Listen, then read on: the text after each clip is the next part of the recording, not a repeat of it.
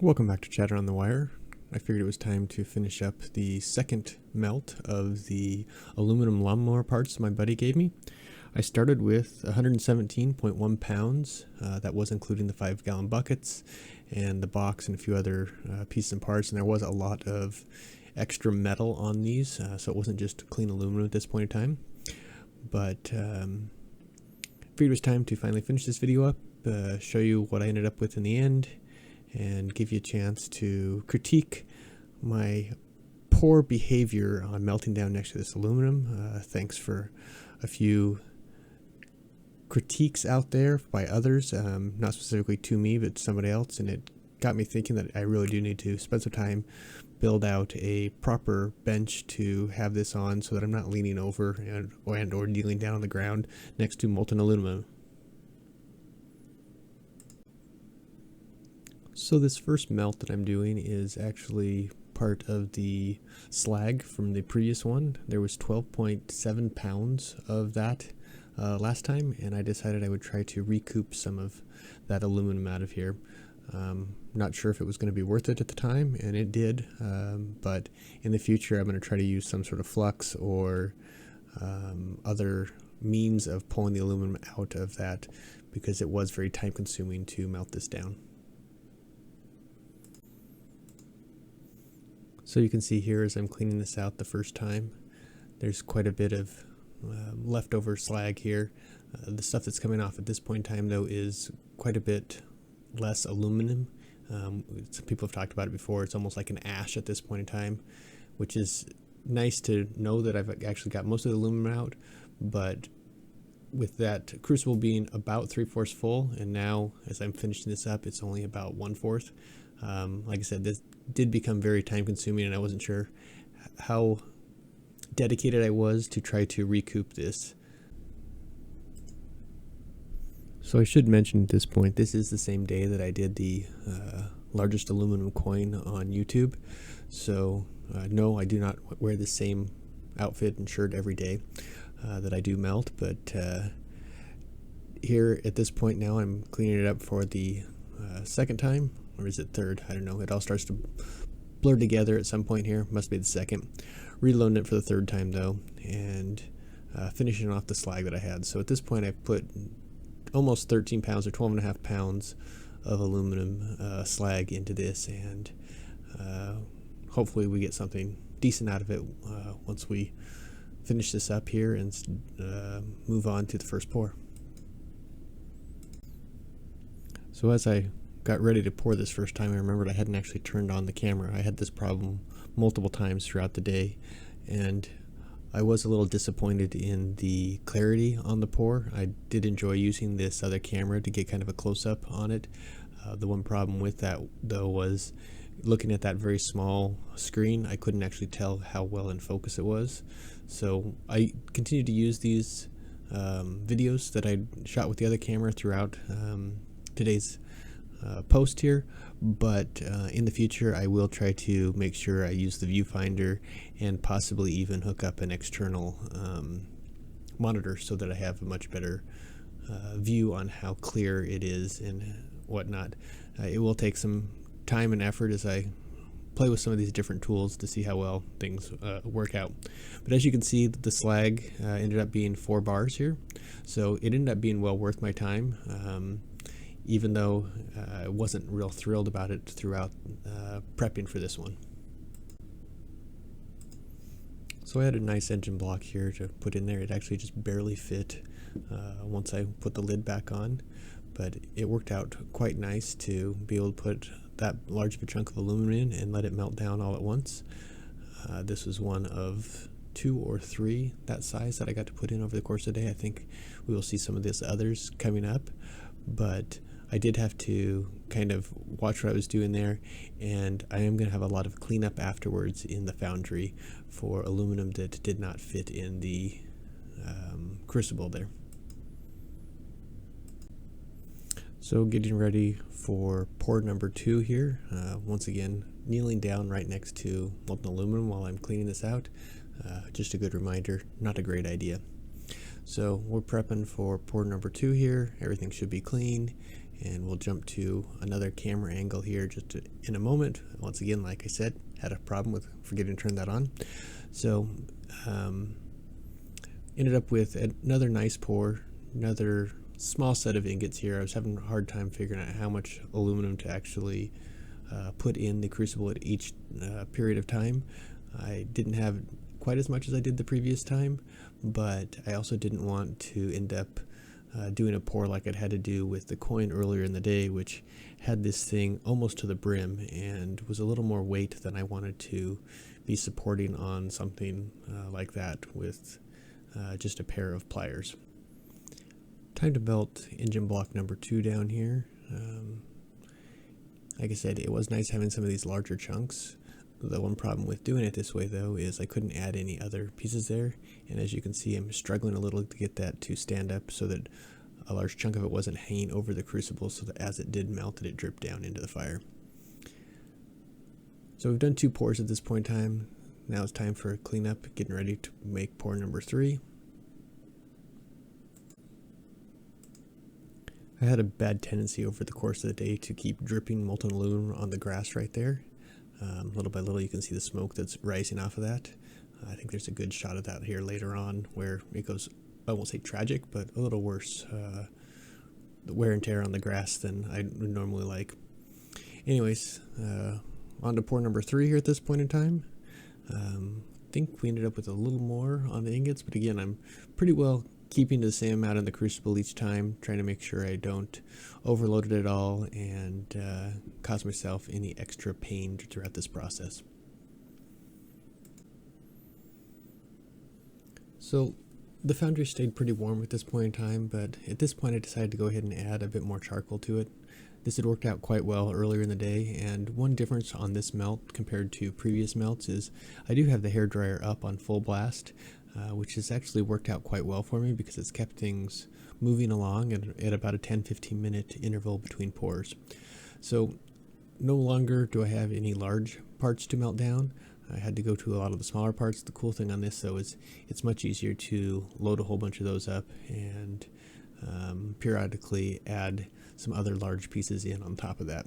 But again, as I add these large pieces on, they do have a tendency to be larger than the crucible and leak over the sides. One nice thing though about this foundry is I really don't care how much molten aluminum might be down on the ash, because at the end of the day it pools there and it's something that I can just pull out after everything's cooled back down. So it's time for yet another cleanup of slag on here, and once again some poor judgment on my part being that close to the aluminum and on the ground here. You'll also notice that at this point in time I must be getting a little warm and or lazy. I'm only in a t-shirt and glasses. I am still protecting my eyes, but not nearly as well as I should with a face mask. And as you saw there, a little more molten aluminum on the grass. The grass was dry enough and it actually caught on fire. Thankfully it went out fairly quickly, but just in time for yet another pour. I am quite thankful that things were moving along as fast as they were. Even at 15 minutes in between pours here though, this time seems to really get away from you. I think all said and done I ended up out there for about 5 hours that day, which was longer than I really wanted or had planned on when this started, but I seem to be finding that more and more every time I do a pour.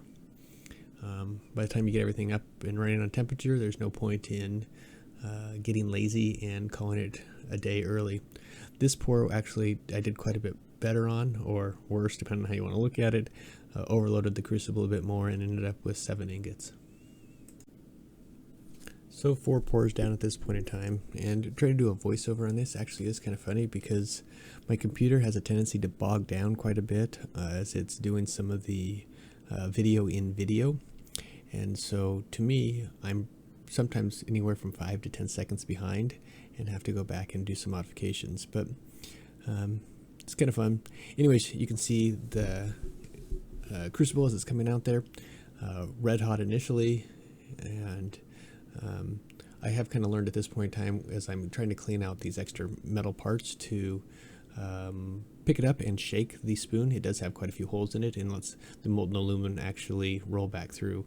And this has, at this point in time, saved me quite a bit of time doing extra melting of the slag afterwards. And all the slag on today's pour, I ended up going ahead and throwing away. I looked through it.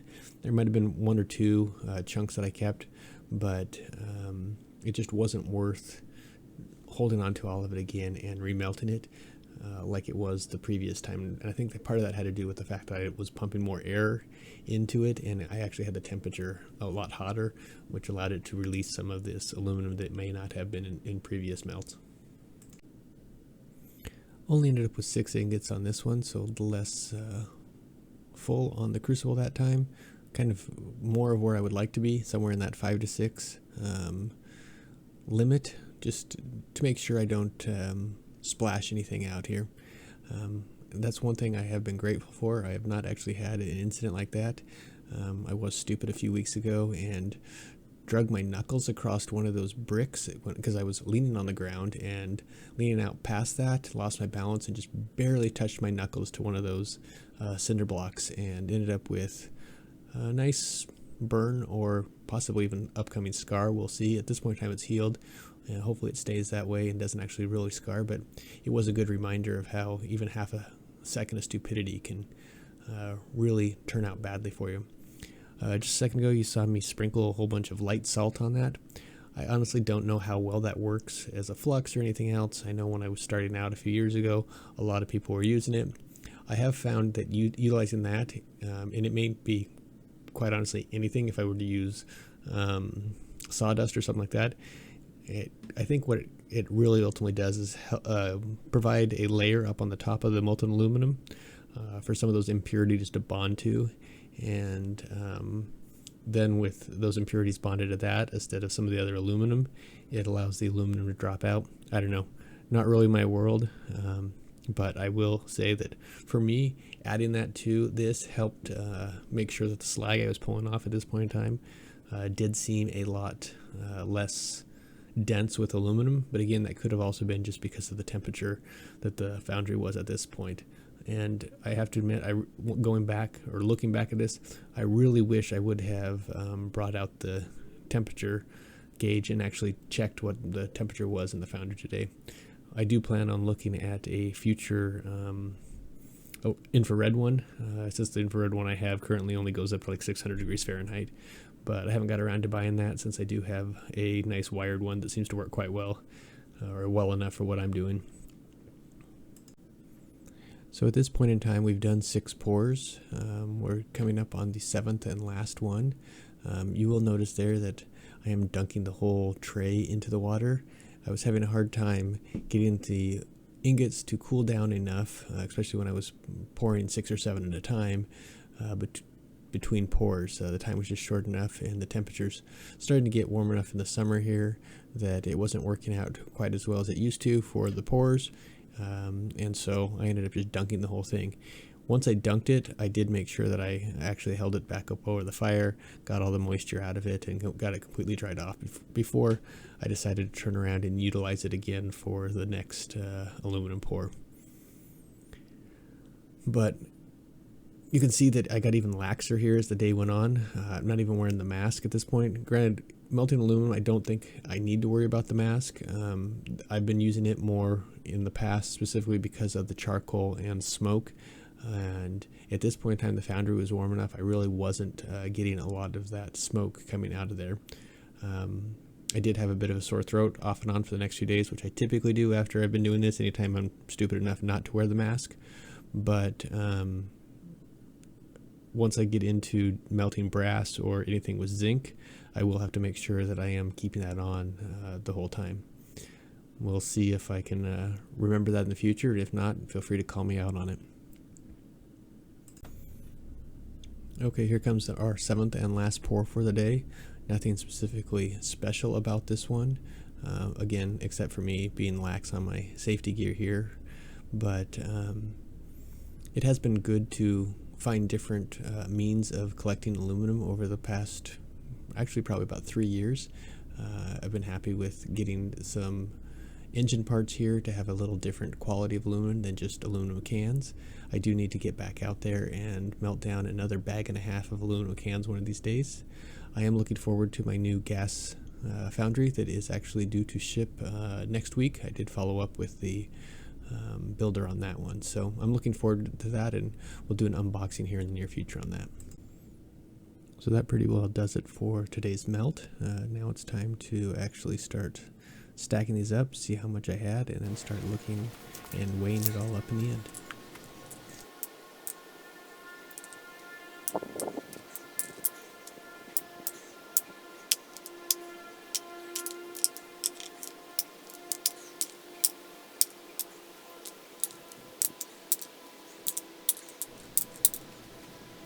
So this is the total melt for the day. As you can see, the target, or the largest coin on YouTube, ended up being in there too. We ended up with 32 pounds, 4.9 ounces in this latest melt, and that was without the bucket. I did finally figure out how to use the features on this. Overall, that brought today's total, actually the overall total, up to 77 pounds, 11.9 ounces. Of clean aluminum from all these different lawnmower parts. I do still have the what are those called? The adapter between the motor and the blade, and someone told me that those do have some sort of zinc compound in it, so I'm going to be much more careful when I melt those down here in the near future. If you enjoyed this, please give me a thumbs up, and if you haven't already, please subscribe.